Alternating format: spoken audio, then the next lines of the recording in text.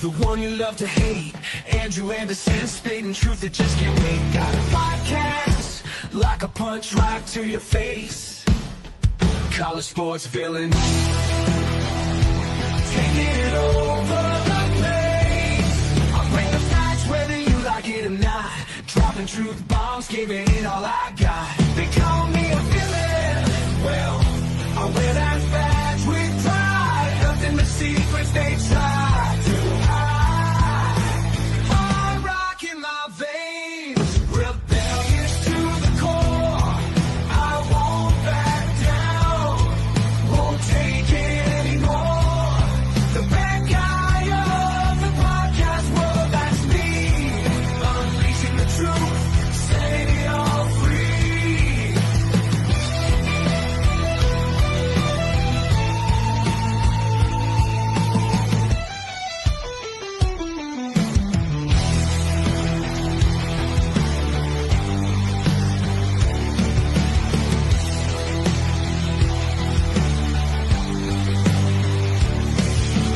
Unleashing the truth. Welcome to Villains, the podcast. Last week we just did a 30-minute show. It was Thanksgiving, but today we have so much to talk about. We have entertainment, we have food, heavy on football today. For those of you who aren't really big fans of football that are watching this, it's okay. Nobody's going to be mad at you. Shout out to the 22 people watching already. So without further ado,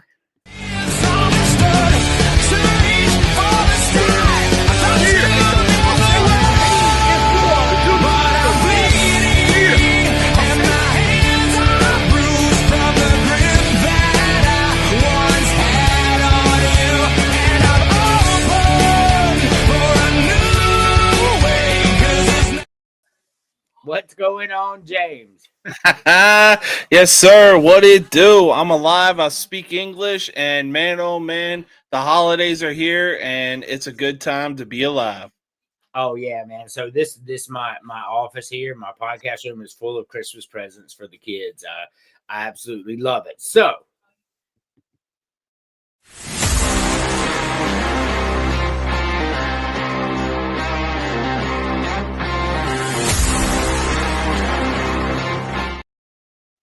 Chris, how we doing?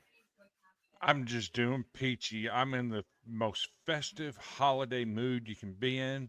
But before I can celebrate holidays, I have one simple message for the College Football Playoff Committee. 2 words. Fuck you. We'll get into that later. I'm looking forward to the show. We're creatures of habit. We can't live without it. We don't have to answer to anyone. We're chasing the rabbit like creatures of habit, and no one else knows where we're coming from. And nothing. Terry, how we doing? Oh, we're doing great, man. Glad to be on and finally got a coach. Yeah, that is true. That is true. So we got one more.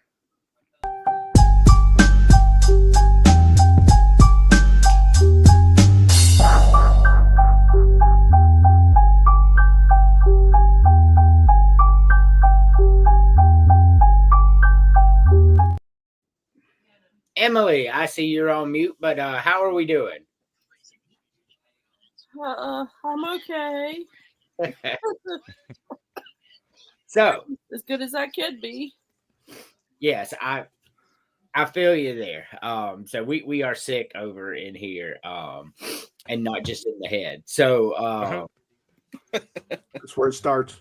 it's where it started from the beginning. So I just want to point out that we're going to do some pretty good FAFOs tonight. So I'm going to play the first one here. I'm going to put a disclaimer before every single one we play. If you are squeamish, do not watch.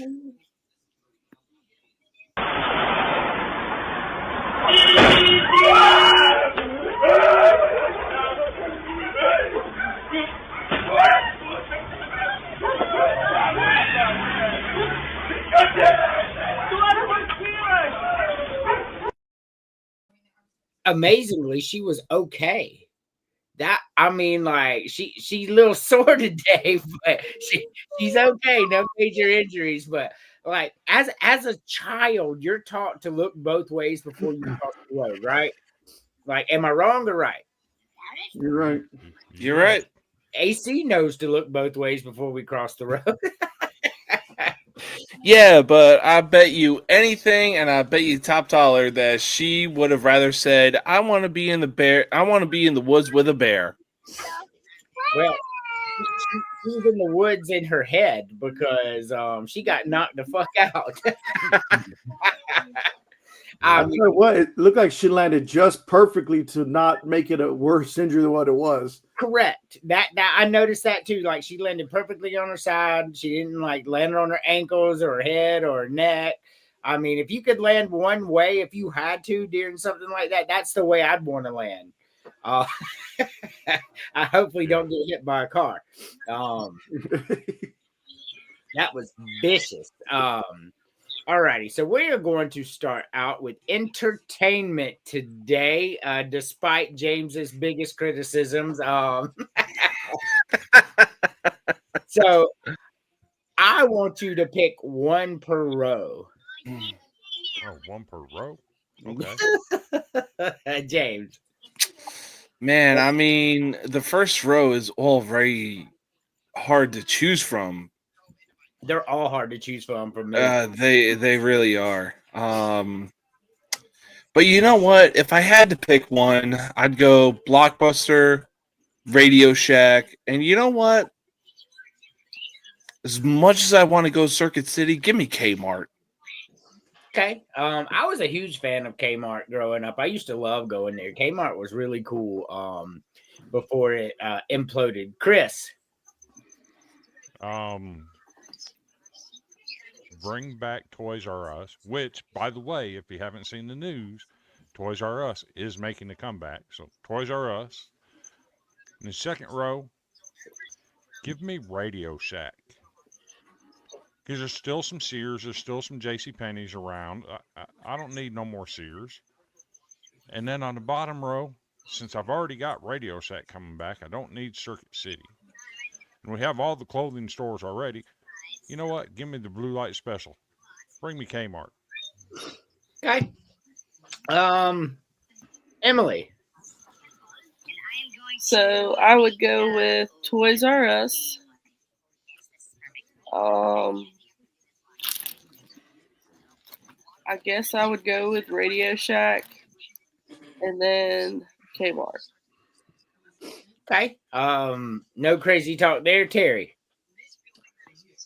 I'm going to continue the trend with Toys R Us because if you've seen all those collectible figures I've got, majority of those came from Toys R Us when I was buying them as an adult because I don't give a shit. I'm buying toys.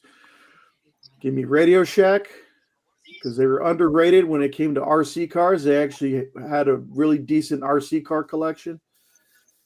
And the bottom line, give me Big Kmart. Okay. Nothing crazy there. For me, Toys R Us and Blockbuster.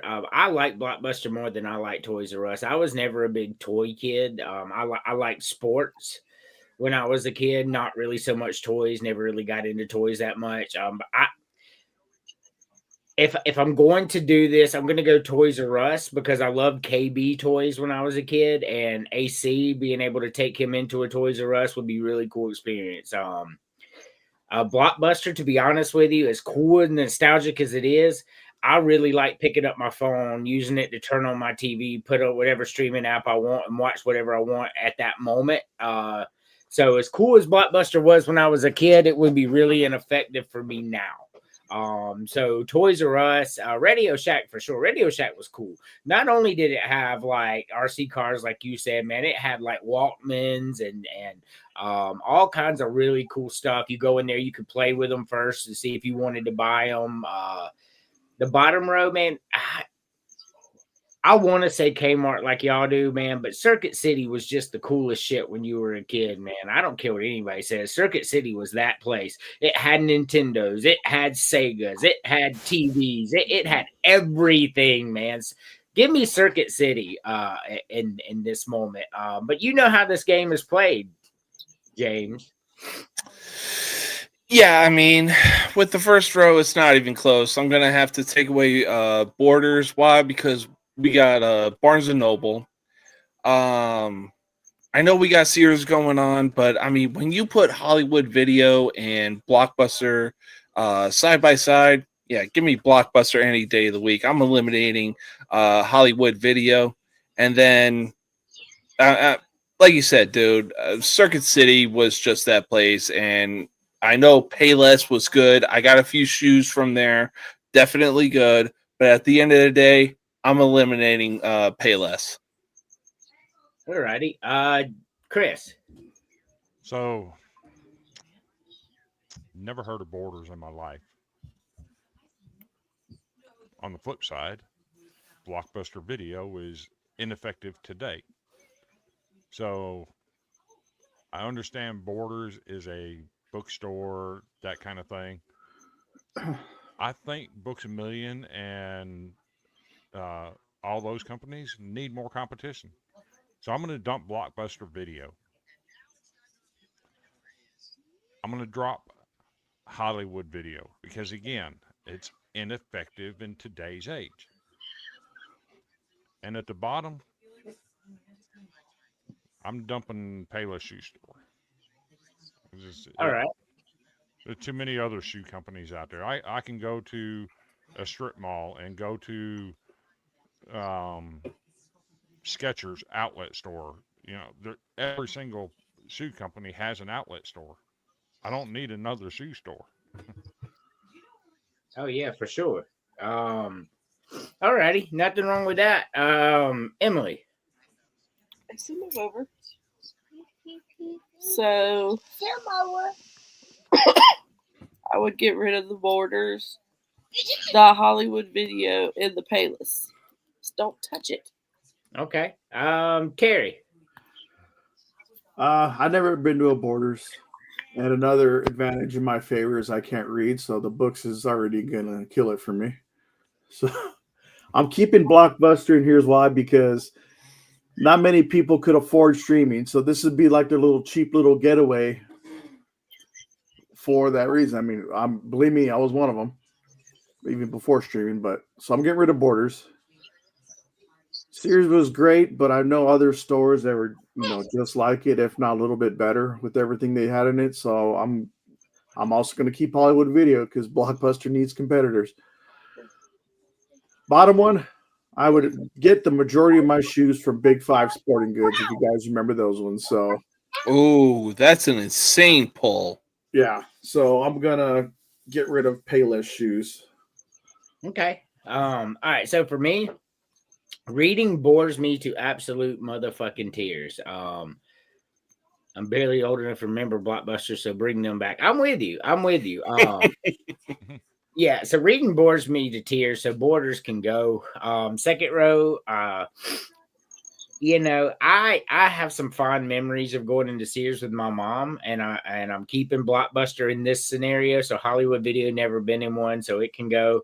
And on the bottom row, man, like I don't think I've ever been in a Payless in my entire life. Like I don't ever think I've been in one. I really liked Kmart when I was younger, so I too am going to go ahead and get rid of Payless. I think that was a clean sweep on that one. That's pretty cool. So before we move on, so I do have one other thing to say about that graphic, right? On Sears, if we're bringing back Sears, we also have to bring back Montgomery Ward. Montgomery Ward is the best ever, but continue. And then we have to continue the Montgomery Ward, the Sears, and the JCPenney catalogs, because all of us guys in here, if you never did it, reading those three catalogs while you're doing your business in the bathroom, that's a pastime for every man in America. I'm just telling you. Guilty. It was free. So we save money. It's a smart economical decision. It was free 99. The fuck you expect us to do? Right. And you couldn't get in trouble for looking at it because all you're seeing is the underwear and the bras, right? I mean, that's all you're seeing. You weren't seeing nudity. One quick thing though with that one too, because it was probably mostly through California, but there was a store called Fedco. So imagine if Sears and Walmart Supercenter had a love child. This was basically the literal one-stop shop. They had a full-on grocery store, full-on furniture mart, name brand clothing, jewelry, toys, sporting goods, guns, even a auto repair center. So a modern day Walmart. Okay. So Walmart didn't have like full-on sofas on display. they do now. Actually furniture type. Yeah, no, they got definitely. they got whole kitchens on display now. Yeah. Or now, but I'm saying like a whole big section dedicated to that one area. It's almost like they put an Ashley furniture in the back of the store that's about the same size. Yeah. And where are they now? No, I'm just kidding. So Lane Kiffin is Villain Media Network Villain. We do one every year. This year it was just made for us. Like there's no other person that it could have been.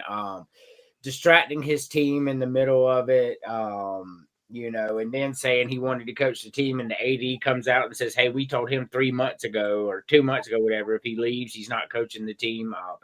I'm gonna, and everybody's like, and I'm the first one to say I'm taking the $100 million too.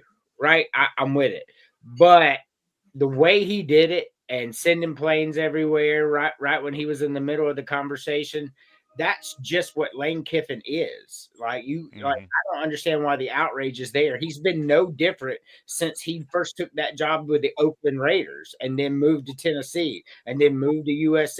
Like this should not shock people, but he is the villain of the year. But I will tell you, watching his top 5 targets go to other schools today was no small satisfaction on my part. The problem is when you do dumb shit like that, what did these kids think they invested in? Alabama comes open next year. Now you're going to go to them. That's a problem. And we saw it today in recruiting. All the 5 people he tried to flip, every single one of them said no. One went to Florida. One went to Georgia, one went to Alabama, one went to South Carolina, and one went to Clemson. The problem is when you play stupid games, you get stupid prizes. And Lane Kiffin played a stupid game, but I'm going to go even further. LSU played a stupider game. You're paying 3 coaches now. And you bring in Lane Kiffin because he's the hot name, and he was the hot name. He has Ole Miss like on fire, bro. He's been there forever now, and the problem is he burned a lot of bridges while he was standing on them, including his recruits, the people on his team. They had reports of people on his team, and I'm sure, Chris, you saw it too, where they're putting out statements like, when the whole thing went down, we just asked them to keep Pete Goldman. We said we didn't care about Lane. Like, that's what they said was going on before he made the decision even. So I don't know, man. There's also the report that on Sunday when the Players Council had their meeting, correct, he tried to come in the Players Council, and the Players Council kicked him out and told him to go on.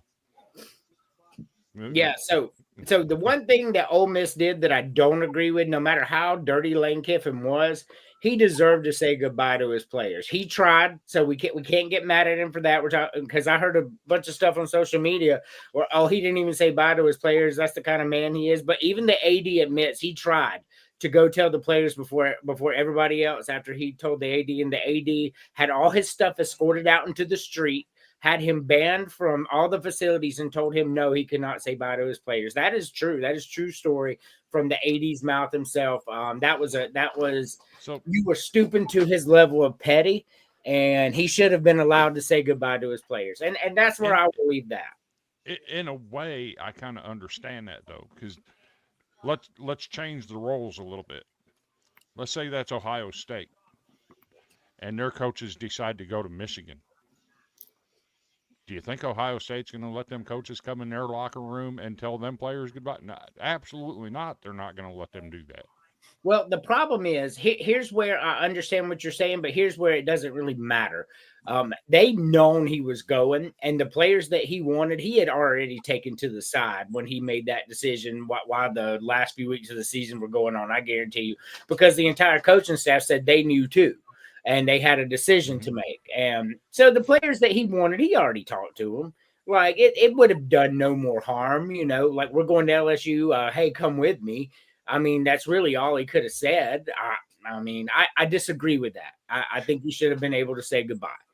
Look, I will say this. I've said this on Facebook on numerous posts and everything like that. The dude pulled a LeBron James and Nick Saban.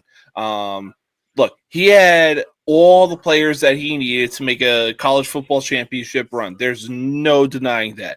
But the reason why I say that he pulled a Nick Saban was because, he wanted to stretch it out and be like, oh, hey, I want to give you the expectation that I'm going to stay here, but overnight, I'm going to pack up my shit and go to in-conference rival. You know what I'm saying? I disagree with that too, James, just because at no point did he make them think he was staying. Like he refused to acknowledge it. He never once gave an implication that he wasn't going to entertain other offers. Like I don't think that's how that went down. I'm just going off of like the post that I saw on Facebook, like, oh, Lane Kiffin is stretching out his decision of whether he wants to stay at Ole Miss or go somewhere else. This is typical Lane Kiffin fashion, but we all know that we got the update and that it was like, yo, we know he's going to LSU. Everybody else is obviously thinking that it's like, oh, he's stretching it out. He's being a diva about it. No, he's not. We knew where he was going to go. Y'all are just too stupid to realize it. Here's how it played out in reality, right? So when the offer came, he was talking to him. It's very public. Planes were flying to Baton Rouge, Florida, all that. And what the reason he was trying to wait before he made a deal is because he wanted to coach that team in the playoffs. He made no bones about that. He tried his best to stretch that out, but he didn't want to give up the opportunity. And eventually, Ole Miss came to him and said, bro, like, you going to tell us one way or another right after the Egg Bowl. Like, you're going to. Like, this is going to happen, they told him. And so he had to make his decision right then. And so he couldn't stretch it out anymore. He doesn't get to coach the team. I agree with Ole Miss not letting him coach the team through the playoffs. I mean, I hate it because I would like to have seen it. But at the same time, no, bro, you just sold all these kids a dream. You sold us a dream, and then you're going to leave? Like, no, you don't get benefits of coaching this team through the playoffs. Like that, like you should have kept your business until after the season. So that brings me to my next point that I want y'all to touch on before we move on. College football is broken. We know that. But the coaches are broken as well. What needs to happen, because we talked a lot about letting the players get played and fairness, right? Well, the only fair way to do this is open a portal for coaches too. I think coaches should have a portal between January 2nd and 9, just like the players do. And I think they need to make that decision during that time. The NCAA has the power to make that happen. But it actually needs to be after the football season's over. Like, soon as the national championship game's over, you have a 2-week window. You can either go and sign with someone else, or you can stay with your team. And that way we don't, did y'all see Rick Pitino's tweet that he put out? Man, I couldn't agree more. Rick Pitino says, okay, so I'm at SJU. I'm a number 1 seed in the tournament with a great chance to win the national championship. And I leave the team for someone else in March. Something's wrong with this calendar. He's right. There's no reason they should be able to sign until the season's over. That needs to be a rule. Your thoughts on it, James? Rick Pitino, was that the Louisville men's basketball coach? Yes. Okay. Yeah, no, I mean, he's got anymore, but yeah, that's the guy. Oh yeah, no, he's got every right in the book to lash out like that. I mean, look, I will say this. Coach K and Roy Williams, the head coach of North Carolina. was the same thing that John Calipari and Rick Pitino was to college basketball. But I mean, look, Rick Pitino, whatever he's saying, hey, I'll back him 100%.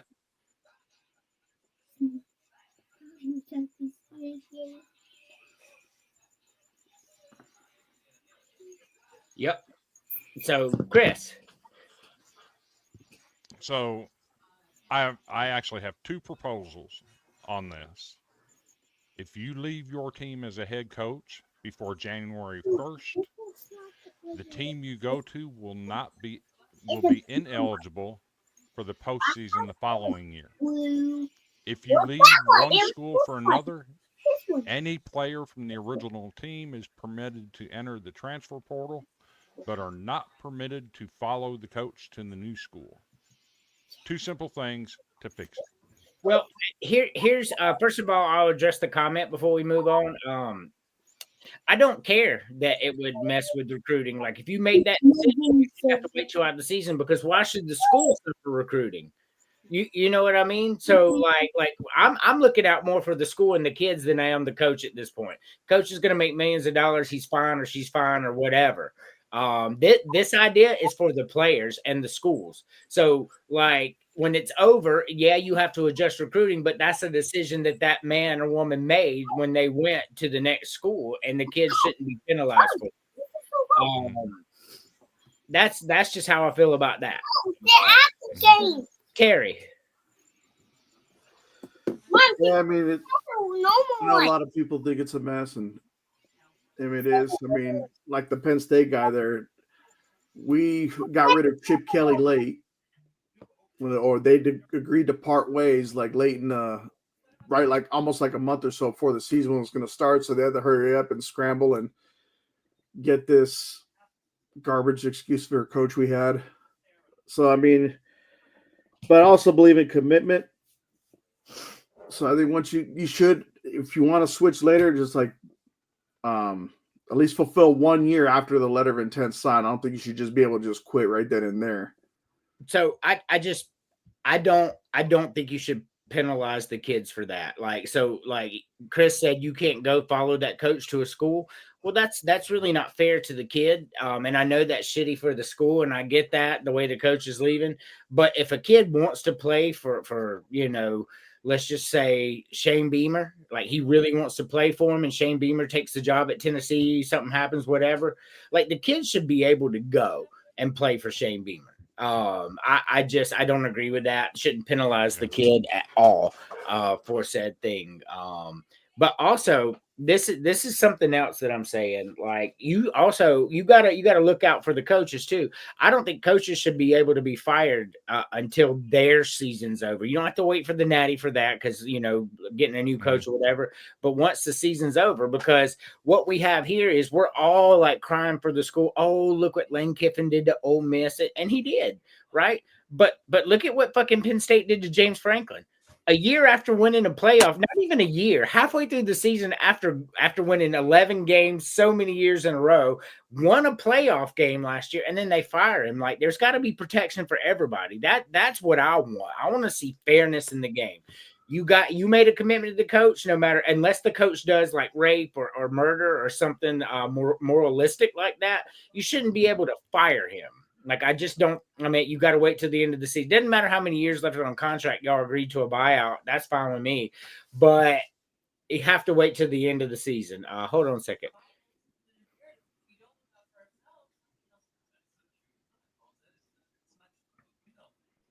Oh, yeah. I mean, we can all agree to what the date should be for that. But this is a mess. I don't think schools should get to pay kids directly either. Like, the nil, I'm all for. Like, if you're good enough to go out and get an endorsement deal, you should be able to do that with your name and likeness. You should. There's no reason you shouldn't be able to make money. But the schools shouldn't be able to directly pay. And I just have one reason for that.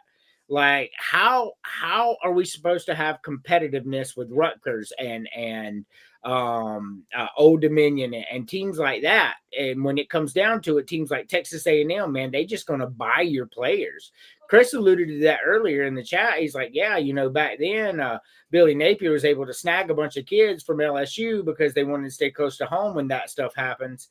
But that's not going to happen anymore. Like, hey, you want to stay close to home, but you got Kansas State over here, bro. I'll give you $3 million.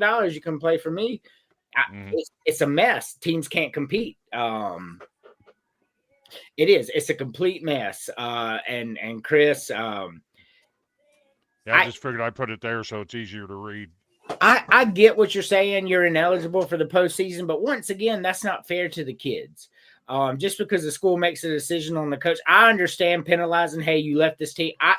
In some way, penalizing the coach, yes, but penalizing the kids that are at that school already. A new coach is coming, and now they can't go to the postseason. We got to protect the kids. It's not fair to the kids. Like, they're at their dream school, and now they can't go to the postseason because, you know, LSU decided to hire somebody else. It doesn't work that way to me because of that reason. I will always err on the side of the kids. I think when they signed Neil, I think it was the best thing college football done. There were a lot of mad people when that happened, but who the fuck are you? This kid's out there and he's made a name for himself and he's playing good football, and fucking McDonald's wants to give him $10 million. What's that shit to you? Quit being jealous. Let that kid make his money. That makes no sense not to let the kid make the money. And you know those schools are making money off the kids because people want to come pay to see them play. And buy the merchandise. Yeah. You know, I think if that's the one thing I know Chris is going to say that in a minute. I agree with you on that. I don't think the school should directly pay them.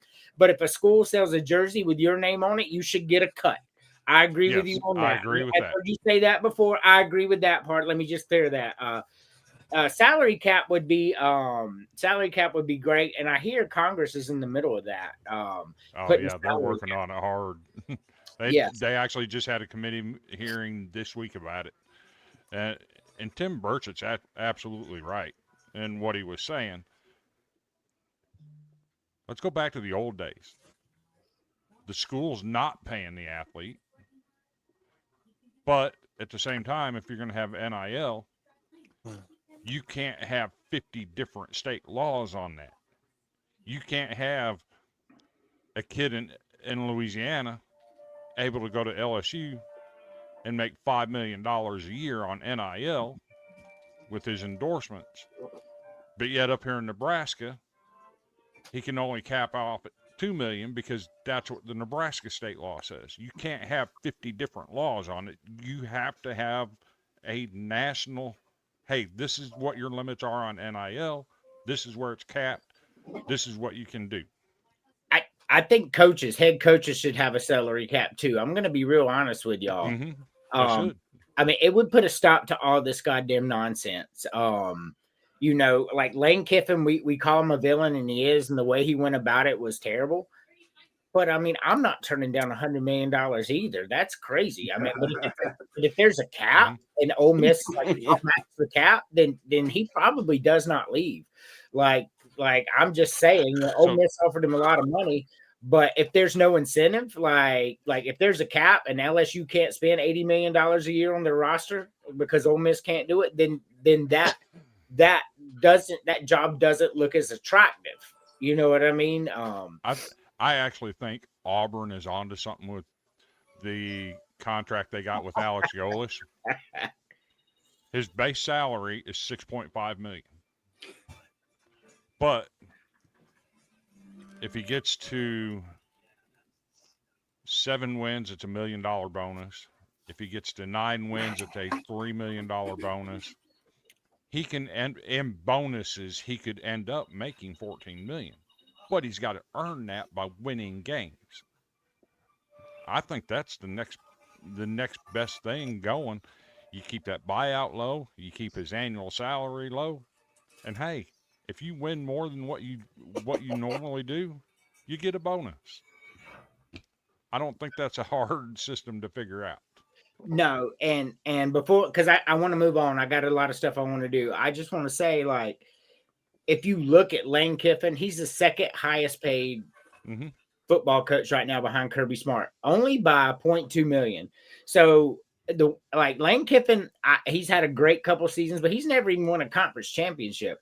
And he's Nope. making Kirby Smart and Dabo Sweeney kind of money. That something's wrong. Like he's not earned that. Like nothing he's ever done would tell me he deserves to be paid as much as Kirby Smart. Nothing. And like Alex Joe was, his base salary is $6.5 million. But if he wins college football playoff championship, his salary that year is $15 million. He earned it by going out and winning the games. It's not like they just gave it to him. He went out and he earned it. All right. So I'm going to Emily is not going to participate in this one because we already talked about it. She may be sleeping in a second. So she's not feeling well. So yeah, one per row, mofos.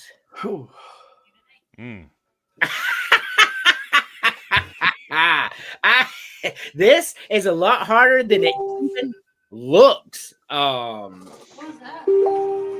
But continue on. James, one per row, bro.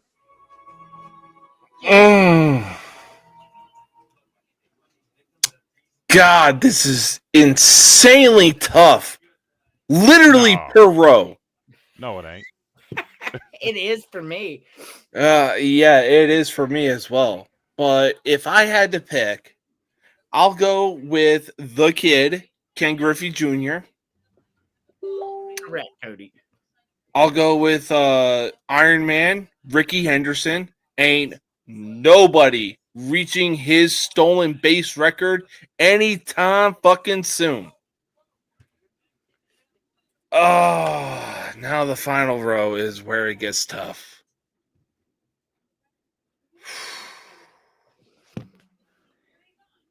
I will say this. It is between Hank Aaron and Roberto Clemente. God, I want the home run record of Hank Aaron, but I will say this. There is a reason there is award. There is an award named after Roberto Clemente. So give me Clemente. Okay. Crazy talk a little bit, but not really. Chris. Top row simple for me. Give me the purest hitter of all time, Ken Griffey Jr. Sweetest swing in baseball. I don't care what you say. Second row. For sure. This ain't difficult. One of the top 10 hitters of all time. Give me Mickey Mantle. Okay. And the bottom row. Yeah, you hate the Yankees. Say what you will. Give me Hammer and Hank. I got you. But James, in all fairness, real quick, even though Ricky Henderson is in the A's uniform and he was notarized, he played for the Yankees too. So Chris really had no choice but to choose a former Yankee here. No lies. I will say this though. Like I said, ain't nobody touching Ricky Henderson's stolen base record anytime soon. You know, I thought that too, but with the new rules, the pitcher can only look over once and the bases are bigger, and I don't know, man. It'll be hard. The rules are in their favor now. I'm a firm believer. There's a lot of players out there that are like looking to be in the conversation. They're going to have to steal a lot of bases if they want to even come within shouting distance of Ricky Henderson's record. I don't disagree. Terry. First row, taking the kid. Second row, I'm going to go with Mickey Mantle. I think it might have been tougher if Joe DiMaggio was not there and then put Ted Williams there. It might have made it a little more interesting. Bottom row, give me Hank Aaron. Okay. For me, it's really hard. Mike Trout is fantastic, but he's hurt all the time. Barry Bonds, gosh, the man had more home runs and walks than he did strikes. That's an insane stat, but he cheated. I love the steroid era, but if we're going off pure talent, like Barry Bonds cheated, bro. Give me the kid. Like that's crazy talk. Anything other than the kid here. If he hadn't had, he never juiced up. If he hadn't had those few injuries, man, we might be talking about him as the GOAT right now. Second row. I mean, look, this is so hard for me. Gosh, give me Mickey Mantle and what he meant to baseball. Like Mickey Mantle is that dude. On the bottom row, man, I'm a motherfucking Brave through and through. So give me the true home run king. The dude was too skinny to be juicing on anything. Still knocking your motherfucking pitches out of the park. Give me Hammer and Hank all day long, man. All day long. But you know how this game is played, James. Yeah, I mean, oh man. As much as I love this dude in the modern day era, I'm going to have to go ahead and get rid of Mike Trout because, like you said, he is injured. And he is wasting all of his talent. Granted, I love him. I love him for the fact that he is staying with the Angels to, show like, hey, there's still loyalty in this game. But at the same time, dude, they are literally wasting your talent. They had Shohei Ohtani and you on the same team, and they did nothing with it. Because those are the only two players on the team, which is just further proof that teams win, not individuals. Unless you're the Dodgers and you buy all the individuals. Very true. So, look, I'm sorry. As much as I hate saying it, I'm going to have to get rid of Mike Trout. I love the dude, but I'm going to have to get rid of him in the top row. This is where things get tough. Oh, God. Top row's tough, too, to me, but go ahead. I mean, bro, you look at it, Mickey Mantle, Joe DiMaggio, and Ricky Henderson. I mean, come on. That is so insanely tough to... Because Joe DiMaggio had a hitting record that somebody's going to touch, but nobody's going to touch anytime soon. Mickey Mantle, or may have been Mickey Mantle. I'm not 100% sure. Obviously, I can't eliminate Ricky Henderson because I picked him. Oh, God, this is so tough. We're here if you need to talk, James. Ironically, I'm wearing Yankees gear too. Dump one of them. Which one you got, James?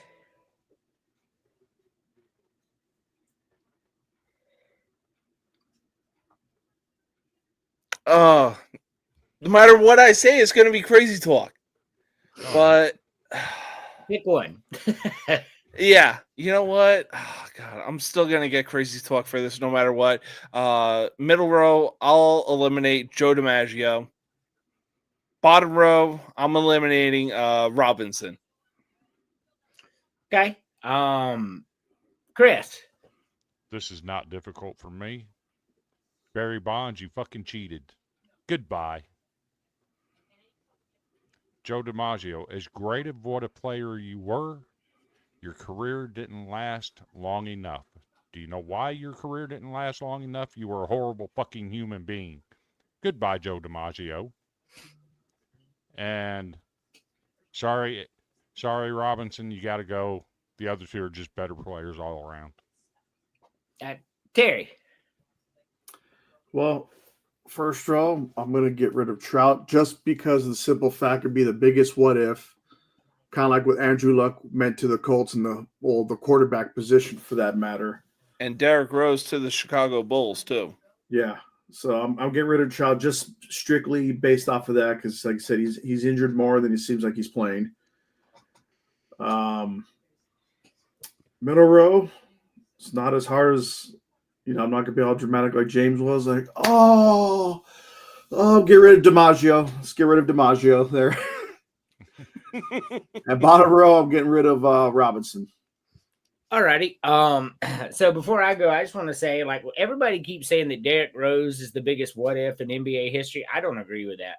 Grant Hill is the biggest what if in NBA history, man. What if Grant Hill had stayed healthy forever, man, he'd be up there in the conversation with LeBron and Kobe about who's second right now. I'm telling you, the guy was that damn good. He was, but I'll tell you what, you look at what Derrick Rose did. If he didn't go down in 2012, imagine what he would have brought to the Chicago Bulls. I'm not saying that as a biased Bulls fan. I'm saying that as a sports fan. Imagine what that dude would have done to the city of Chicago.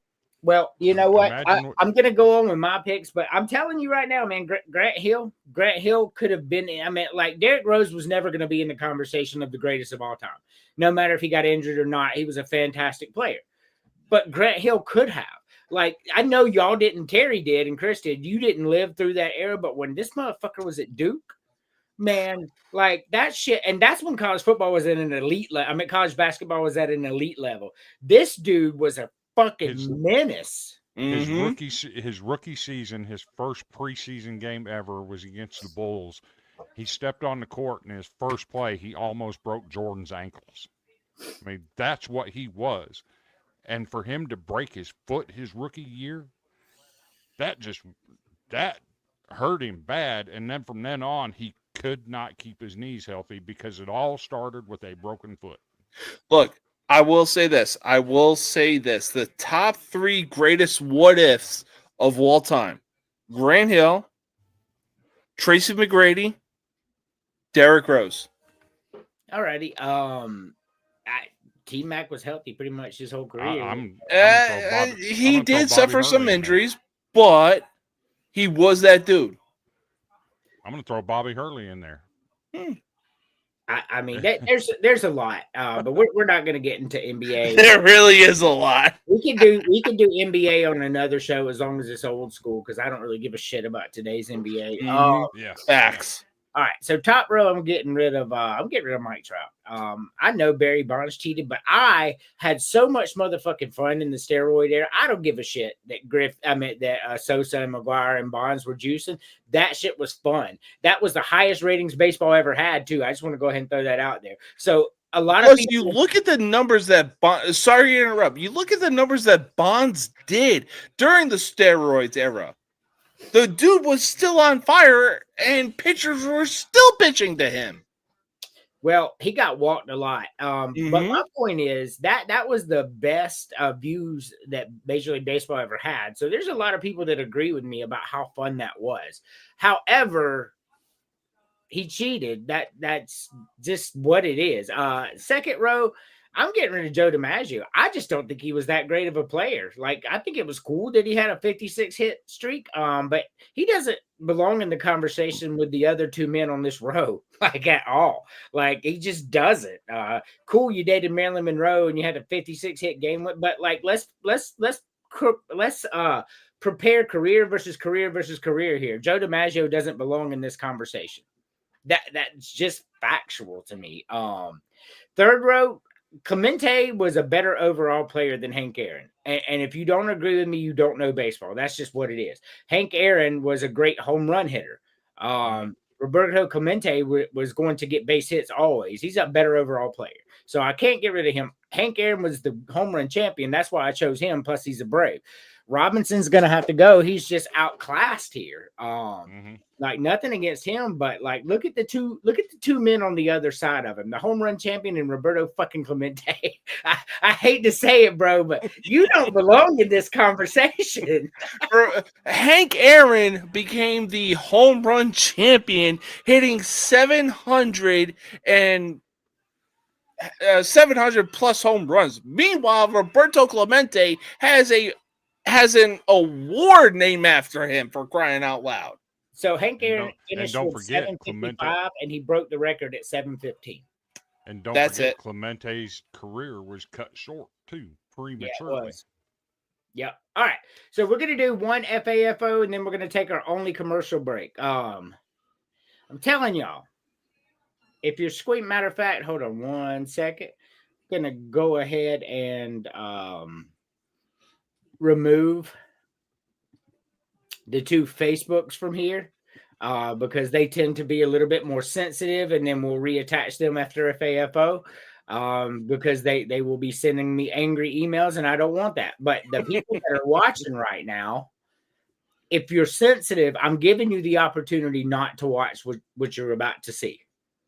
Like, I know after something like that, like I have to watch it now, but this is your chance. Just don't turn us off. Just turn away from the camera for a second.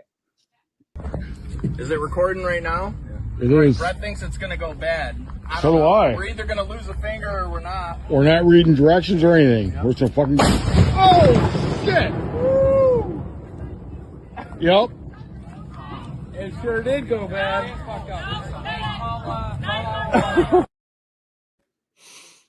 Did y'all see that dude's hand? Yeah. Oh, That look on your face, Terry. oh. Well, it wasn't the one I was thinking of. I thought it was the one with the sword. Well, we got another one coming. Don't ruin the surprise. But did you see that man's hand? Bro turned into Jason Pierre-Paul. Oh, it was worse than that. Like flesh, bro. That his fingers were gone. That was just flesh hanging down at that point, skin and flesh. Like, but you know what? That sucks for him. He did live and all that, but I mean, like, I will pray for his recovery, but at the same time, man, you play stupid games, you win stupid prizes. Like, you know what? Fireworks are explosives. It's no different than people when they walk into the woods and they approach wolves and moose and stuff like that. You play stupid games, you win stupid prizes. That's just reality of the world, bro. Like who the fuck does shit like that? But the next FAFO is even worse because I think it was Terry or Brandon. One of them said, "Who thought that was a good idea?" I can't wait for y'all to see the next one. But they said, yeah, it went horribly bad, and you hear the lady in the background, call 911, call 911. Yep. All right, we are going to take our only commercial break. It's only going to be a few moments, so don't go anywhere. We got a couple more things to cover, and then we're going to cover Conference Championship Week. And I'm trying to save time for it. That's why I'm rushing through. I'm not trying to cut anybody off, but like I know how y'all are going to be as soon as we bring up Conference Championship Week. No idea why James is pointing to Notre Dame because those motherfuckers are too cowardly to have one. Hey, Still in the college football playoffs, baby. I'm just going to throw it out there. They had an opportunity for a 13th game, and they're cowards too. Well, so I did get the official notice on that. Vanderbilt only reached out to Miami and Utah, both declining. But if you're Miami and Utah and you're trying to get into, that's a bitch move because this is your opportunity to show that you can go. Vanderbilt called you out man to man and you pushed down from Vanderbilt. There will be no more Vanderbilt slander from Miami or Utah fans because y'all pussies. Pussies. Tell me I'm wrong. All right. You're not wrong. All right. We are going to take our only commercial break. You're watching Villains, the podcast. 50 people watching only on the Villain Media Network.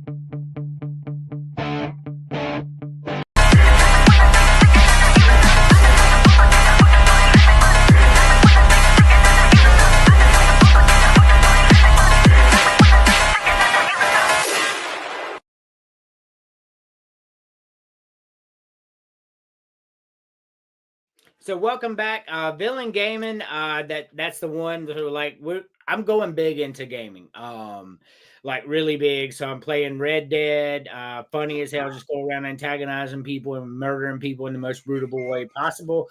I'm playing Assassin's Creed Rogue. I'm playing NCAA 25. Emily's playing her new Zelda game, which she already fucking beat. She ain't had it for 2 weeks. So hopefully we'll get James into. Hopefully we'll get James into gaming. Have you played Red Dead yet, James? No, not yet. We still got a lot of things going on right now, but rest assured, I'm gonna get back into gaming for sure. Yes, you're gonna love Red Dead, and when you do that, man, I'll teach you how to game. It's totally, I meant to stream, and it's totally free. Doesn't cost a dime. So it's really I'm gonna go big on that.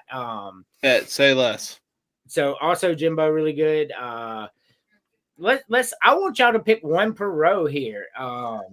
This one was I saw it and I'm like, oh, that's easy for me. I already know what I like. Well, it was not. So James. Well, you know what? Give me the peppermint chip milkshake. Okay. The frozen hot chocolate. Okay. You know what? Give me the peppermint frosty as well. All right. There's only like 2 crazy talks on this entire thing, and you didn't hit any of them. So I would absolutely drink all 3 drinks that you just said. Chris. Andrew, real quick, I'm going to need you to call 911. I'm going to need you to call the FBI, the CIA, the ATF, and every other 3-letter agency in the world, because me and James agree 100% on it. I'm taking all 3 of them. 1, 5, 8. Whoa, look at that. That's the first time I think y'all have ever agreed on anything since y'all met each other. Hang on. I'm pitching myself to make sure this is real. Right? Emily, if you're awake, pick one per row. I'm awake. I'm just sick. We'll let you go after this. Common cold? I wish. Common COVID. But anyway, like, it's a bad sign when you have vapor rub and you can't smell it. Oh. Yeah, so I think we have the COVID. But anyway, if you could taste, which would be your 3? Damn. I'm going to have to go with the peppermint milkshake. Peppermint chip. Yes. Milkshake. Mom, do this. Leave me alone, boy. Mom! Hey, so stop. All right, go. The frozen hot chocolate. Damn, and the peppermint frosty. Okay. So full on. Yeah. So I think that's exactly what the other 2 picked. I'm sensing a theme here. Gary. Well, to save time on the show, I have the exact same 3.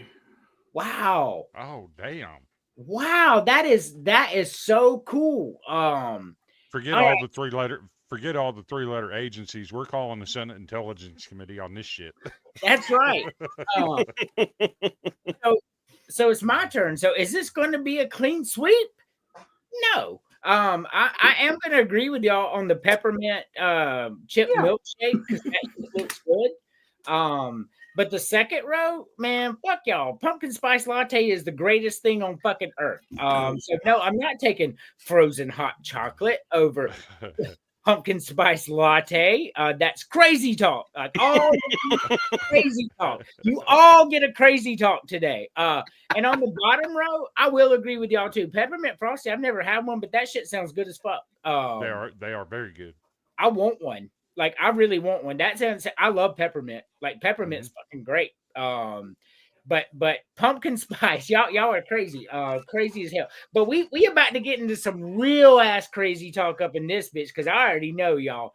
James, eliminate one per row, and I'm gonna go ahead and get geared up for all the crazy talk y'all fitting to give me. Well, so first crazy talk is definitely gonna have to go to the first row.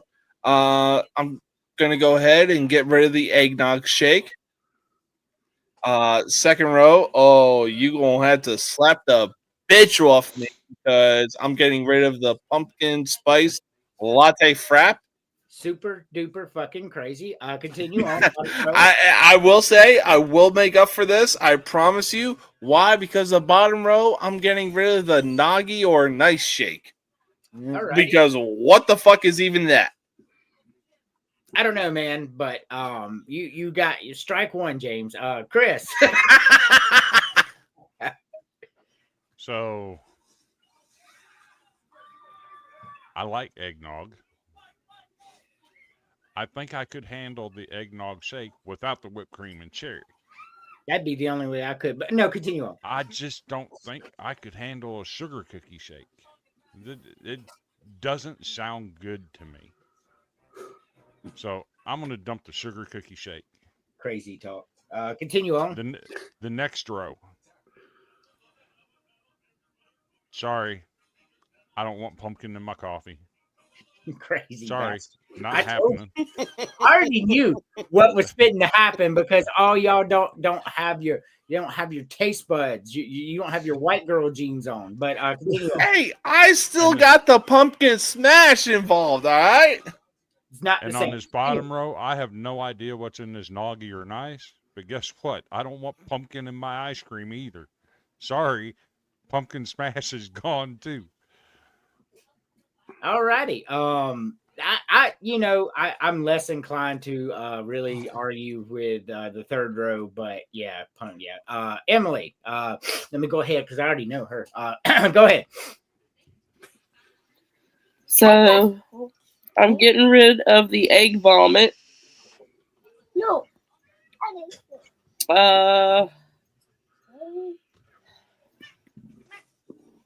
I think I'll actually get rid of the peppermint mocha. Okay, crazy talk, but continue. And then I'm getting rid of the other egg vomit. So, Man, come here. Okay, Or go that way. all right. Terry. Well, just to clarify for Chris, number 9, that pumpkin smash, that's not a coffee, it's more like a smoothie. There's still pumpkin in your damn ice cream. Yeah, I know. But all right, so first row, I'm getting rid of eggnog shake. I didn't even know McDonald's did that. Me either.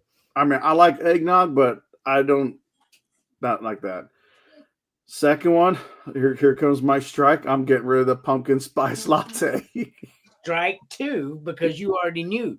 Where did it all go? Bottom row, I'm gonna get rid of the noggy or nice because that looks like the thing I yacked up yesterday. All right. So now we come to me. I'm getting rid of the eggnog shake. Chris, the sugar cookie shake is good as fuck. That shit is delicious. I know it sounds bad, but I really do like it. Second row, y'all are crazy as fuck. Frozen hot chocolate can fucking kick rocks. Like is it frozen or is it hot? Or like peppermint mocha is the second greatest thing on earth behind pumpkin spice latte. So frozen hot chocolate can kick all the rocks. And on the bottom, I'm not drinking the noggy or nice or the pumpkin smash. I don't like smoothies. I don't like no matter what's in them. But in this scenario, I do not super hate eggnog. I just hate eggnog. So I would actually get rid of the pumpkin smash smoothie bullshit, whatever that is, in this scenario. Smoothies are disgusting, y'all. Like I can't. Anyway, we're about to get to some other stuff. We're gonna do our last FAFO. Emily, I love you. If you want to order you some food or whatever, you can. We'll say bye to you. it's not fair to order food that I can't taste. Or you don't have to just sit there and feel better. Just jam it up your nose. Just put it in the nose. Don't forget the Mucinex. All right. We love you. Get you a Navaz and wash that shit out. All right. Love you. Alrighty. So, y'all have seen this one, but once again, and we're gonna reconnect Facebooks after this. We're gonna do our last FAFO. I know the other two were like OMG, but this one is super OMG. So if you're super sensitive, just turn your head. Don't turn us off. Turn the volume down. Turn your head. You do not want to see this if you are squeamish. Hey, go!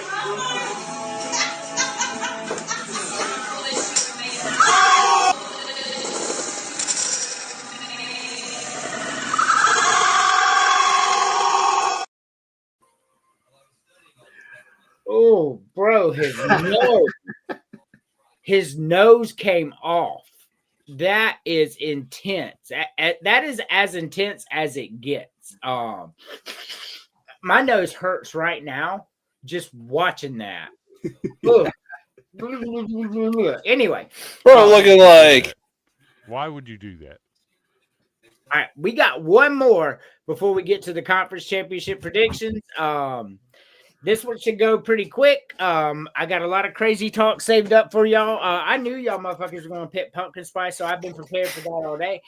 James, one per row. Oh, you know what? I'm going to have to go with the mozzarella bites. Oh, God. You know what? Give me the mac and cheese. As much as I love chocolate. Don't you fucking do it. Don't you fucking do it. I'm going to go with a wild card, and I'm going to go with the cookies and cream. Alrighty. You really thought I was going to go with the strawberry, didn't you, Squidward? Strawberry ice cream is good, though. That's just, I mean, am I going to pick it? We'll find out. But I like strawberry ice cream, I'll tell you that. Chris. We have surpassed the Senate Intelligence Committee. We're bringing in the KGB. We're bringing in AFL-CIO. It's all three of them. Mozzarella Holy bites, shit! cheese, Hell has froze over more than the 2016 Cubs winning the World Series. Wow. I don't know what the hell's going on here tonight. That's crazy. I don't know either. Gosh, Terry. I'll go with the mozzarella bites. I'll go with mac and cheese because the other two give me some really bad heartburn. Can't enjoy them. But for ice cream, I'm going with strawberry. Alrighty. I like strawberry ice cream too, bro. On the first one, I'm going. What's that? No, what Terry said, valid. You know, strawberry ice cream, in my opinion, is pretty slept on. I agree. I love strawberry ice cream, bro. Top row ham croquettes. You ain't never had the ham. It's so the ham is baked and it's inside a fried shell with some mozzarella cheese. That shit is goddamn amazing. That's like a little ham and cheese grilled thing for you. Man, those things are great. So go ahead and give me those. I love those, man. I love ham anyway. Second row, I'm going with lasagna. I love mac and cheese. Like this one was not hard because lasagna is my favorite food, but mac and cheese is probably one of my top 5 favorite foods. I absolutely love macaroni and cheese, but lasagna is my favorite. And on the bottom, man, I'm going with chocolate. Like that's like chocolate ice cream is my favorite thing in the world. There's nothing I don't think I enjoy eating more as a snack, treat, whatever, than chocolate ice cream. But you know how this game's played. James. Oh, man. Well, you know what? I really was considering eliminating ham croquettes. But you know what? I will give it the college try. So I got to say, Arrivederci Arancini. It's basically rice balls. Or deep-fried rice balls, if I may. Middle row. Oh, God. This is the only reason I'm eliminating this because it is a side dish. I gotta say goodbye, mac and cheese. Why? Because, like I said, it is a side dish. Sometimes it's my main dish, but continue on. You know what? Fair enough. You ever had Monster mac and cheese. Oh my god! Fair So- enough. But continue on. That's not crazy talk. I How- understand what you're saying. That's a side dish. Yes. Yeah. I'm calling foul. That's a penalty. Flag on the play because you picked it as the one that you're keeping. You can't keep it and throw it away too. This is a challenge flag. Hold on. So is this your first time on the show, Chris? James does this shit all the time. So I just go. I could have swore I picked lasagna. No, No, you picked mac and cheese. But fair you picked lasagna because I agree with you. Well, fair enough. But look, I will say this: bottom row. I love chocolate, but now that I'm older, double chocolate does sound kind of crazy. But I will give the college try for strawberry ice cream and chocolate syrup. Yes. I'm gonna have to eliminate chocolate ice cream. Strawberry ice cream and chocolate syrup is like a fantastic combo. One of the greatest things you'll ever eat, to be honest with you. Fair enough. eliminating chocolate ice cream is crazy talk. Chris. So I'm getting rid of the deep fried rice balls. Sorry, Arancini, you're gone. I much prefer lasagna over the meatball pizza bake. So see ya, meatballs. In this bottom row, I got to edit this a little bit. Give me the chocolate, but I'm also going to put a scoop of vanilla in there with it and let it get super soft and mix it up. Oh, hell yeah. Ooh, So I'm getting rid of the chocolate strawberry. vanilla ice cream soup. I see you. It's Yeah. good, especially when you add chocolate sauce to it. Like, all right, so for me, I'm getting rid of arancini. The other two are I love mozzarella bites, but when you put that ham in there with it, man, and Yeah. oh my god, it's so fucking good. The ham croquettes remind me of a God, what is it? Get out of the tree. I lost what it is, but it's like ham and cream cheese, ham cordon bleu. Literally in the tree. Oh, a ham cordon bleu. There's no cream cheese on that, at least not when I eat it. But I do love a cordon bleu. Second row. Or Terry. I was just at that. You started without me. I'm like, hey, fuck me, right? But anyway. No, I was like, Chris was just commenting on that in particular. So, and it made me think, well, what's he got for the second row? But it's your turn, Terry. Well, what did he say for the ice cream though that he was getting rid of? I'm The getting rid of the strawberry. Oh, okay. 'Cause I'm throwing Crazy. a little bit of vanilla in with the chocolate and mixing it up until it's really, really soft. And it's Yeah, I almost heard like a that soup. part with the Kenny Yeah. G music in the background, but but yeah, in the words of James, I want to get rid of those deep fried rice balls. Those rice balls. Get rid of the rice balls. Get rid of the rice balls. Who wants deep fried rice balls? Mama would not like that. That's right. Those are You know what? the You know what? I can literally hear Tommy DeVito calling up somebody to take me out sometime soon. Second row, I would get rid of the meatball pasta bake because if I'm gonna have meatballs, it's gonna be with spaghetti, not with penne, as Andrew was saying. Penne is the superior pasta, but continue on. Bottom row, I think I'm gonna get rid of. I'm kind of like old fashioned, so I mean the three flavors we originally brought up on for the longest time was chocolate, vanilla, and strawberry, and then together made it Neapolitan. So I'm gonna have to get rid of cookies and cream on this one. All right. Crazy fucking talk. I mean, is it though? So for me, I'm not eating rice balls. So I'm gonna eliminate that. Balls. Balls. What are you talking about, huh? Second row. Balls. I'm gonna eliminate more balls because I don't like meatballs. I don't like them in spaghetti or anything. Just a chunk of fucking hamburger meat. No, I'm not in. I don't like hamburger that much anyway. So I'm eliminating on the bottom row. I'm eliminating cookies and cream. That's just I just don't like that ice cream, to be honest with you. Like I would never go to a store and be like, "Oh, cool, give me some cookies and cream ice cream, bro." Like that's never gonna happen. So I'm eliminating that bullshit. But You sounded awfully British there. yes, yes. You know what though? Like my people aren't British; they're actually Norwegian. So that's actually kind of funny. That everything we set in America is based off of European history, heavily on the English history, obviously. But either way, I love the British language. I love to hear the people speak British. I love the accent. It's probably my favorite one in the whole world, to be honest with you.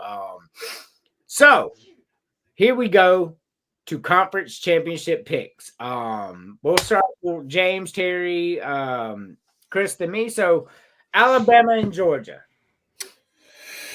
Oh, I mean, this is definitely a tough one, and no surprise that Alabama and Georgia have met up in the SEC championship in the years prior. But you know what? Georgia is on a run right now.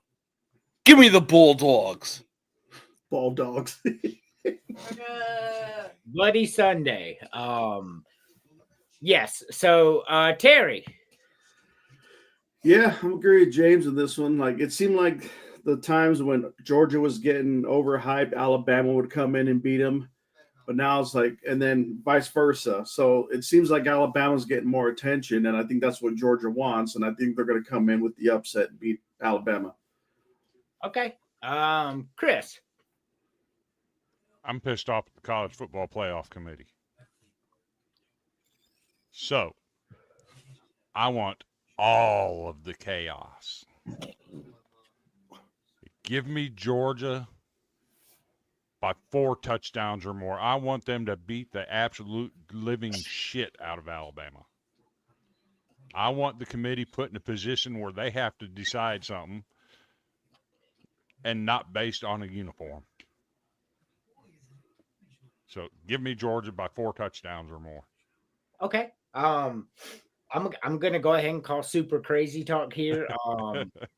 I have Georgia winning this game because they should. Georgia's the best team in the country right now, not named Ohio State. Make no mistake, that was a big win over Georgia Tech, even though it got close at the end. I mean, the way that they handled that, scored, and then just played defense and said, "I dare you." Like Kirby Smart was sending a message. I got 16 points. I have enough. I'm playing dull down football so nobody sees what I'm doing. So Georgia should win this game. However, Georgia really doesn't have a lot to play for here.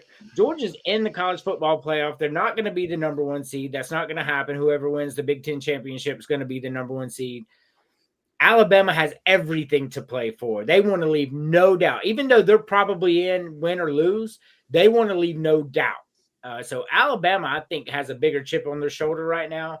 But if we're gonna say Georgia's coming to really compete and they're coming to really play and like we hope they are, Georgia should win this game. Georgia's best team in the country, not named Ohio State, in my opinion. But the next one, this one right here, I think we'll have a clean sweep, but you just never know with Chris. So Texas Tech and BYU. Actually, I do know I have Chris's picks, but we're building up. So continue on. So what was it? Texas Tech handed BYU their first loss on the season, if I'm correct. Their only loss of the season. Yeah, you know what? Texas Tech, they spent a lot of money in the NIL transfer portal. Obviously, it showed on the field. Give me the Red Raiders. All righty. Terry. Yeah, I mean, I don't think that first game is going to be a fluke. I think they're probably most likely going to embarrass BYU again because it didn't seem like BYU had an answer for their defense. So I'm expecting the same result. So give me the Red Raiders. Okay, Chris. So I'm going to give you the answer that I think is going to happen, and then I'm going to follow it up with what I want to happen. I think Texas Tech handles business. They're that fucking good. But what I want to happen is BYU to go in there and push them around like they got pushed around the first time. I want BYU to win this game. I want the chaos. But Alrighty. I think Texas Tech is going to win it. Okay. I too think Texas Tech is going to win, but here's the scenario that we don't have with Alabama, Georgia. Georgia's in and they're hosting, and you can just put fucking money on the bank no matter what happens this week. That's not the case with Texas Tech. Texas Tech loses this game, they may still go to the playoffs. It's going to be iffy. They probably will, but they'll be traveling round one if they lose this game. So this isn't a scenario where BYU has to win like Alabama does to leave no doubt. Texas Tech also has so much to play for, and they're just a much better team than BYU. We saw it earlier in this year. BYU had no answer for what Texas Tech was doing on all three sides of the ball. They were outcoached, outplayed, just the way it was, and I expect similar results here. I think Texas Tech wins this game handily. So now comes the big game. Normally, Alabama, Georgia, and the SEC championship game, just automatically the biggest game of the year. But that's not the case. The biggest game of the year is this Saturday, 1 versus 2. Signetti and Betty. Ohio State and Indiana, James. Oh, you know what? Terry and I talked about this on my last show. And I straight up said, this is my hottest take of the year. Is Ohio State really that good?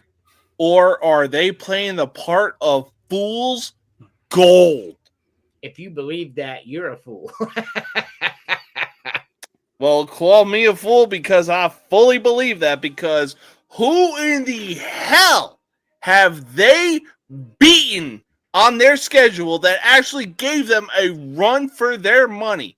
At least when Alabama was running the SEC, the games were actually close. I mean, the game against Texas was 14-7 at home, bro. Like, how much do you want it to be? I'm not denying that. But since Texas, which team have they played that gave them a run for their money? Having said that, I am going with an upset. Give me goddamn Indiana. You know what's funny is Ohio State played the same Purdue team that Notre Dame beating their chest about beating. I mean, okay. I got you, Terry. Yeah, I'm expecting a shootout. I'm hoping to see a shootout. And I think this is one of those things to where Indiana might not ever get an opportunity like this ever again. Because I could see a lot of the talent leaving for the draft or whatever. Then who knows how they're going to be next year. So I think they're going to leave everything. They're going to play with, just basically put it all out there, and I'm going to pick Indiana with an upset over Ohio State. Okay. My turn's coming up. I will save what I have for then. Chris. I've seen Indiana struggle in games that they shouldn't struggle in. I've seen Mendoza just absolutely have a shit of a game on Saturday. I believe he was like 8 for 17. He was absolutely stunk the house up. I don't think Indiana has enough on defense to contend with the weapons Ohio State has on offense. I think Ohio State wins this game, and I don't think it's going to be particularly close. So here's where I'm at with this. Indiana beat the shit out of a lot of playing teams this year. Same thing they did last year. Indiana's a better team this year than they were last year, but like Penn State almost beat them. Iowa should have beat them. So what you saw there, Penn State and Iowa have really good defenses. They do. And then Indiana could muster 27 points and only 20 against Iowa. Well, guess what? Ohio State is Iowa with a fucking offense. So you're not, I mean, in Ohio State's like Alabama. They're going to get the ball. They're not going to beat anybody 56-0, but they're beating everybody 30-10. And this is the reason why. They're going to control the time of clock, and there's nothing you can do about it. That offense is fucking perfect almost for what they do, chewing the clock and scoring touchdowns. Now, our defense held Indiana in check big time. Ohio State's defense is better than Iowa's defense. Make no mistake about that. Ohio State has the best defense in the country. I'll go ahead and throw that out there now. What we're going to see is that Iowa Indiana style game. For Indiana, their defense is decent, but Iowa's defense was bad. They played a good defense in both those games, and they got held in check. You're going to see the same thing again. I think you're going to see Ohio State win this game 27-14, 27-10. I think that's what's going to happen. I don't think it's going to be close either. Ohio State's the best team in the country, and if you don't believe that, then you haven't watched this team play. They're not blowing people out. That's not their MO. But what they're doing is the same thing Alabama does, only more efficient. Run the ball, control the clock, score touchdowns, and play defense. Plain and simple. Ohio State's the best team in the country. And I'll say it until I'm blue in the face, to be completely honest with you. I can't wait for the college football playoffs. They're going to be great. And then the great what the hell, because this shit makes no sense for Virginia and Duke. Excuse me. Sorry. No, you're absolutely right. The ACC championship makes little to no sense whatsoever. Having said that, you know what? I'm going to take a safe bet. Give me Virginia in this game. Okay. Cool. You chose Duke on the graphic. I just want to go ahead and point that out there. Yeah, valid. I will allow you to change that to Virginia if that's what you're doing. The game hasn't even come close to started. That's fine. Terry. I forgot what I chose on the graphic too, but Chose Duke. I chose Duke. Yep. You know what? I'm gonna stick with Duke on this one. Okay. They're 7-5 and they made it to a championship game. I agree with that, John. I think Ohio State wins by 14 points. Regardless if it's 24-10 or 34-20, I agree with you 100%. Keep doubting Mark Signetti, baby. Keep doubting him. Yeah, we saw what happened in the playoffs. Chris. Yeah, no lies. No lies. On the graphic, I picked Virginia. Correct. I know who you want to win. I'm going to roll with that because there's a story about Virginia that a lot of people don't know. I'm working on getting it published on College Football Backers. 3 years ago, this team lost 3 players in a brutal mass murder. Last week, the week of Thanksgiving, the perpetrator was finally sentenced. I think he got 5 consecutive life sentences in the deal. Those players that were murdered in that case are still as much a part of this team as what they were then. The parents of those players are still part of this team. I think that is motivation for what Virginia's done this year. I think they've drawn a lot of pride in playing for those 3 young men. I think Virginia handles their business. However, what I want to happen, I want the fucking chaos. There's a reason that Duke is only a 2-point underdog. Their offense can score with everybody in the country. They just can't stop anybody on defense. I want Duke to win this game. I want them to throw wrinkles into everything. But I'm taking Virginia. Alrighty. So what we're seeing, why the line is so low in this game is it's just because it's a championship game and anything could happen type deal. But reality is these 2 teams already squared off before. And it was a beatdown of epic proportions, just like Texas Tech and BYU. Duke had no answer for. So Virginia is very above average offense and above average defense, and that's good. And that's good enough to beat Duke, in my opinion. Virginia has everything to play for. If Virginia wins, they're in the college football playoff. If Duke wins, they're not. They're not going. There will be a G5 school ahead of them, and rightfully so. So basically, Virginia has as much to play for as anybody in these graphics that we just showed. They really do. If they win, they're in the college football playoff. I see no reason why Duke would be able to come around and pull the whole okey doke now. Give me Virginia. I think it's a beatdown again. I think 34-10, 34-7. I don't think this game is close. I think Virginia will bow out very quickly in the playoffs. Don't get me wrong.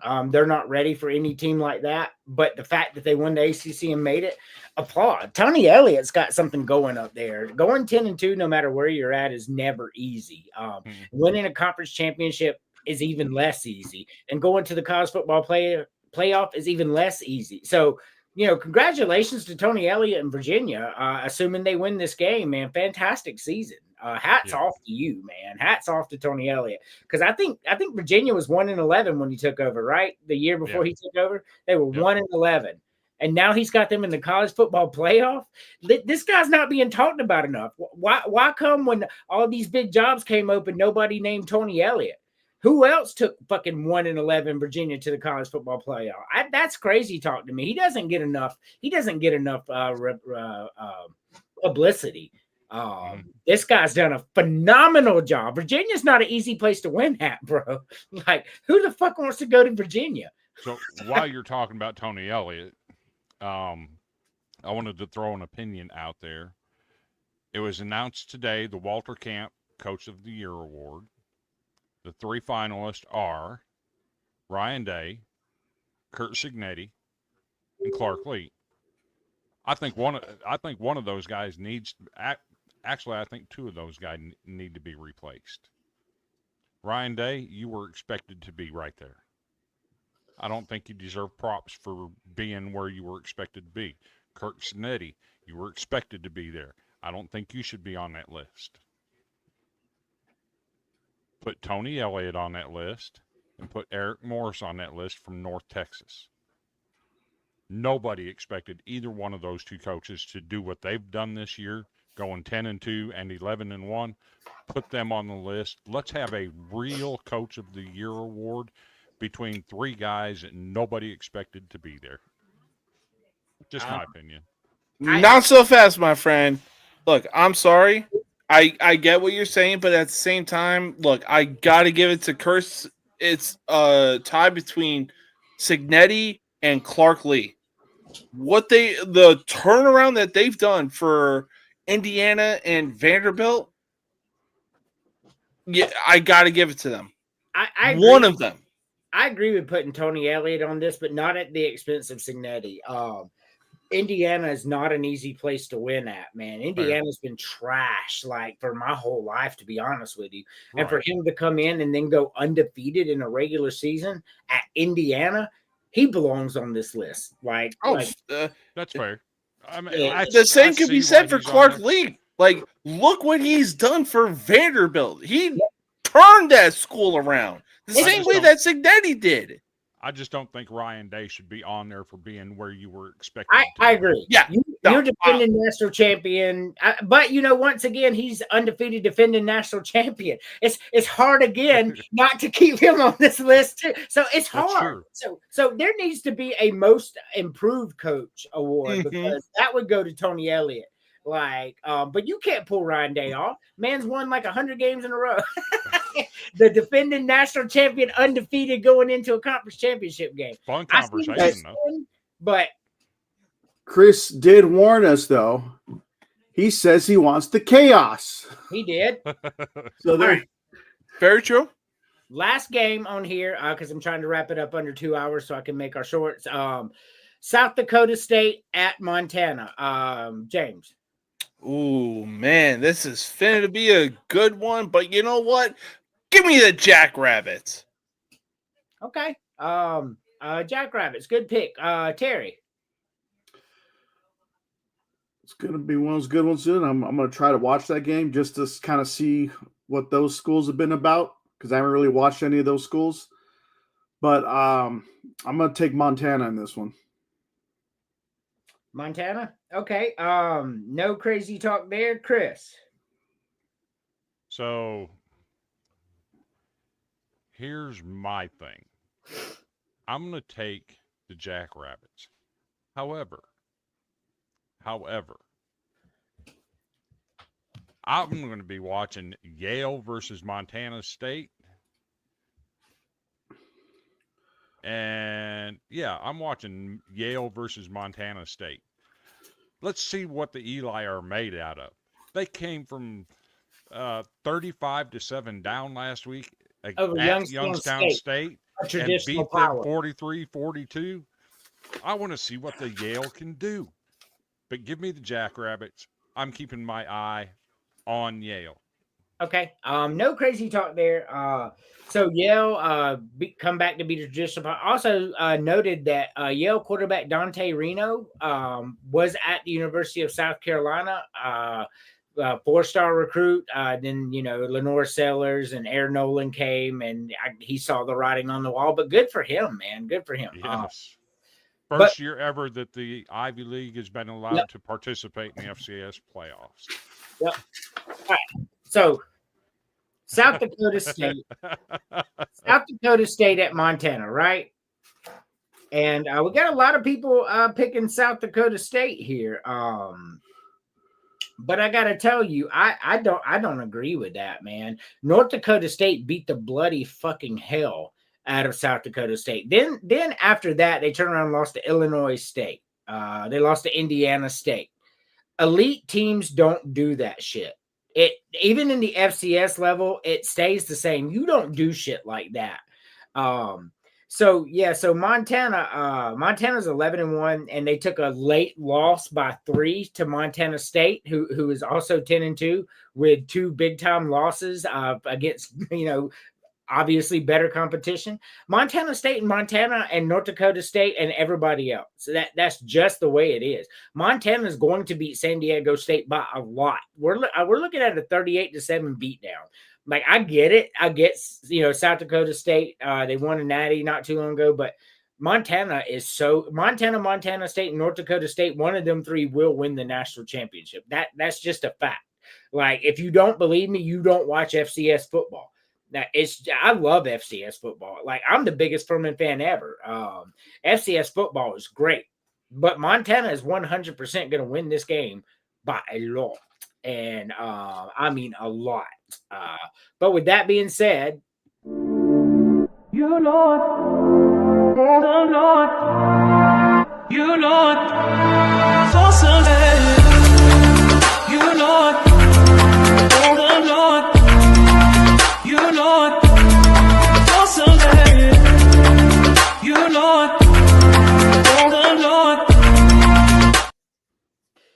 Before we log off, I just want to thank the 54 people watching live. So I'm looking at the views, man. This is one of our biggest shows of the year. We have been going in and out with entertainment and food, and it's been steadily doing better, even against James's wishes. So y'all had to be in the group chat to understand why I'm saying that. But I do miss talking all college football, but I love my video game time, my food time, my entertainment, and I don't think I'm going to change that. But I will tell you, next year at college football season, the weeks leading up, and then the first 4 or 5 weeks of college football, there's going to be so much subject matter. I'm going to have no choice in that moment. James, final thoughts. We got 18 minutes, so do a final thought. Yeah, you know what? I'm gonna keep it short. Look, the conference championships are this weekend, but there's one game next weekend that is happening. And if there's one thing I've learned, it is this: go Navy, beat Army, baby. Having said that, now look, I am a working man right now, but tomorrow is going to be a late night episode. You're not going to want to miss it. We got a lot of fun things to talk about. And obviously, be sure to tune in for the most uncut, uncensored, and unscripted sports talk show of all time. And at the end of the day, you will know whose game it is with everybody saying no mercy sports. Yeah. So what time you plan on going on? 9:30ish. Okay. Cool. Because I should be home at 10:30, so I should be able to jump home for the last hour. I bet. Yeah, so it'll be 9:30ish Central Time. Okay, so you'll be wrapping up about 10:30. Well, maybe I can get on for the last 30 minutes. I might. Well, I don't know. I'll try. Yeah. Well, I'm closing, so just be on the lookout for the link. Gotcha. Terry, final thoughts. Well, I'm off tomorrow, so I'm happy about that. I'm finally two big things this week. One, as you read my name here, I got UCLA's finally has a coach. And two, somehow I let Chris talk me into this. I got an X account, so if you want to look me up, I mean, nothing special. I just started, so look up Terrible Terry 83. Alrighty. Put that there next time. Follow him on X. Chris, final thoughts. Final thoughts. Greatest I'm just season checking ever. our views. Go ahead. Greatest season ever in the history of Vanderbilt University. 10-2. Men's basketball 9-0. Beat the shit out of SMU last night in the ACC SEC Challenge. Women 9-0. Collectively between football, men's basketball, women's basketball, and soccer. The Vanderbilt Commodores, since the start of the 2025-26 school year, a combined 44-6. What an incredible time to be a Commodore. They've invested in sports finally. We got an administration that gives a shit. And we should be in the college football playoffs over a team like Notre Dame that built their resume beating 5 of the worst teams in the Power 4. Give me the fucking chaos. Give me the chaos. I want the college football committee to be absolutely fucking embarrassed by the time they're done with their show on Sunday. You know what? The college football committee will actually watch the video you sent the day that you decide to stop hating on the Yankees. So That'll never happen. fun show. I had a blast. We do this every Thursday. I'll try to change the settings next time. Yeah, change the settings next time. So I just want to say, Villain Gaming, something that I'm very passionate about, something that's really getting us a lot of views on our socials. I've been clipping some out in James's socials too, and I've been looking. They've been doing pretty damn good. So Villain Gaming, y'all, Red Dead right now, Assassin's Creed Rogue. But I will tell you, I've already beat Shadows. I've beaten 3 Final Fantasies on Villain Gaming. So Black Flag, Assassin's Creed Black Flag, which is this tattoo right here, is getting a remaster, full remaster coming out at the beginning of next year. Y'all best believe the day that game comes out, I am going to be playing it. I cannot wait. But with that being said, thank you all for being here. You watch Villains the Podcast only on the Villain Media Network. For me, final thoughts always dwells around my Lord and Savior Jesus Christ. You know, it's just something. It's not a lifestyle. It is the life. I'm just telling y'all, like, this is the way. This is the truth. So if you know about it, you know, embrace it. That's really all I can say. Not trying to get all preachy on you, but like, I just want to save y'all. I love y'all. One day y'all are going to stand before the Lord and Savior Jesus Christ. It's going to happen whether you like it or not. You are going to stand before him. You know, you're going to have to explain your actions, and they understand that, you know, you're sinful, but like you've got to get better. Like as you grow. Anyway, like I said, I'm not going to get all preachy. I love talking about Jesus. But with that being said, thank you for watching Villains the Podcast only on the Villain Media Network. And as always, Matthew 24:13.